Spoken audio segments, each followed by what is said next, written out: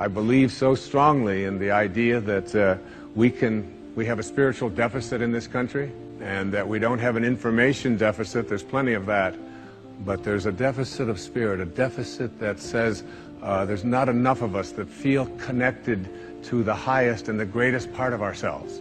But I think if you practice them and look at them and see them, they come from someone who's had a burning desire, but has also been living a life in which I have felt independent of the opinions of others in terms of whether or not I should or shouldn't be doing that. There's something that I allow to consult myself, within myself, rather than looking outside to see if this is right or not. And so let me just I'll number them and I'll go through them and I'll give you some examples of them, and you decide whether they're to your liking and whether they work or not. And this first principle says, as Talopa put it, have a mind that is open to everything and attached to nothing. One of the central principles of my life is that no one knows enough to be a pessimist about anything.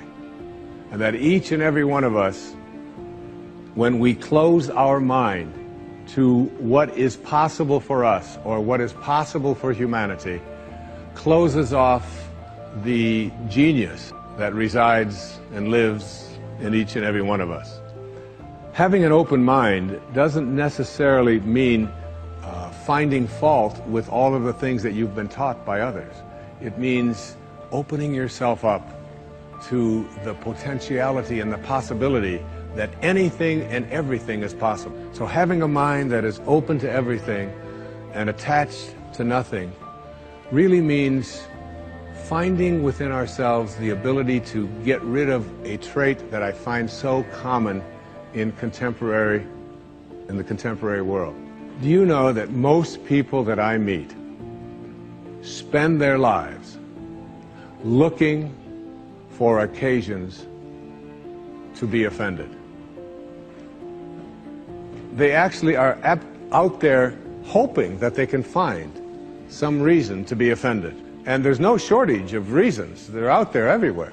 The way this person dressed, what this person said, they turn on their TV, they hear the news, they're offended by this, someone used language that they didn't like, someone doesn't share the same customs that you, and people all day long. In fact, if you keep track tomorrow, you will find probably 100 reasons that you can go around being offended.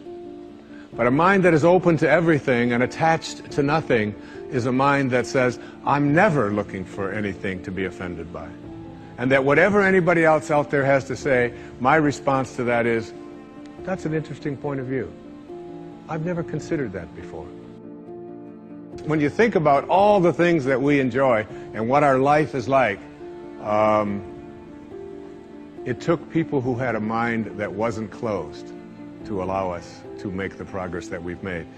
Progress is impossible if you always do things the way you've always done things. But the other word in this, what Talopa said, is be attached nowhere.